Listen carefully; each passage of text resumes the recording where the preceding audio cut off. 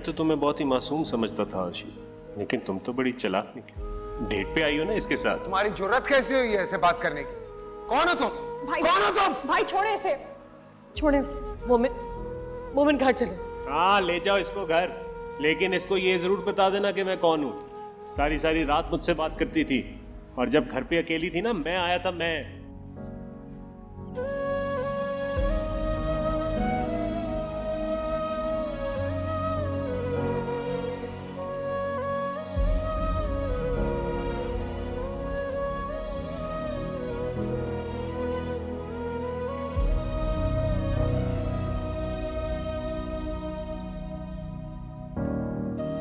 उसे खौफ फखर की तरफ से नहीं है, बल्कि तुम्हारी तरफ से।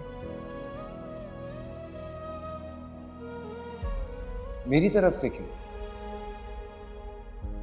जो भी बकवास फखर ने की है बेटा, उसमें कोई सदाकत नहीं है। मैं तुम्हें सच बताने आई हूँ।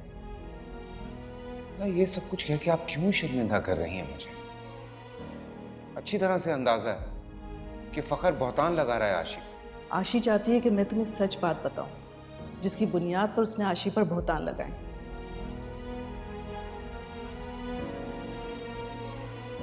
आशी सब मेरे सामने होती ना, डांट पे लाता मैं उसे।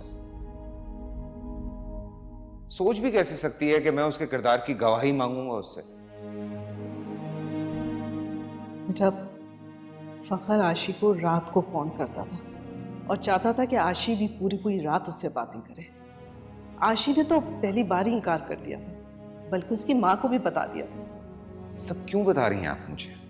इसलिए बेटा कि तुम दोनों ने बड़े खुलूस और सच्चाई से एक दूसरे को चाहा है, और आशी नहीं चाहती कि उसकी तरफ से तुम्हारे दिल में कोई भी बदगुमानी सर उठाए।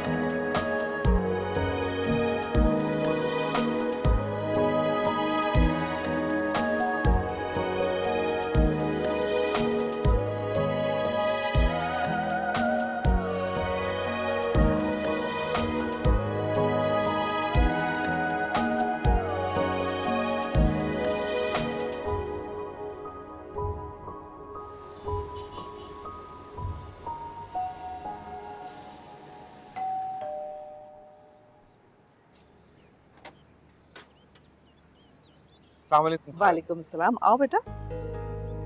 वो दरअसल मैं आशी के लिए ना, मैं ये गजरे लाया था, उसे बहुत पसंद है। तुम्हारी खाला का घर है, इसके लिए इजाजत लेने की जरूरत नहीं है। आओ अंदर आओ। ये क्या बात हुई अम्मी? मेरे लिए पाबंदी लगाई हुई है खाला के घर जाने पर, और इसके लिए कोई पाबंदी नहीं। ये तो मेरा बेटा है भाई। ये लाया था तुम्हारी।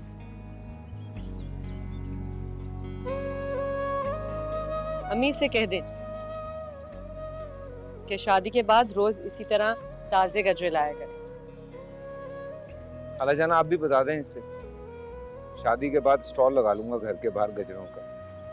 यूनिवर्सिटी के बाद बिजनेस भी चलता रहेगा और आपकी बेटी का शौक भी पूरा होता रहेगा। अच्छा, अगर इसी तरह तुम उसकी सारी फरमाइशें पूरी करते रहे ना, तो यूनिवर्सिटी नहीं जा पाओगे। अम्मी मजाक कर रही थी। मुझे पता है।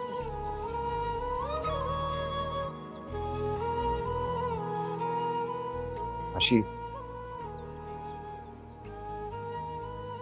खाला को क्यों भेजा था बात करने के लिए? मुझ पर भरोसा नहीं है। मुझे नहीं पता था कि खालू तुम्हें सब कुछ बता चुकी। ना भी बताया हो, कैसे किसी अजनबी की बात सुन के तुमसे बदगुमान हो जाता हूँ। एक बात याद रखना आशी, सारी दुनिया तुमसे बदगुमान हो जाए ना, मैं कभी भी बदगुमान नहीं हो सकता। जानती हो क्यों?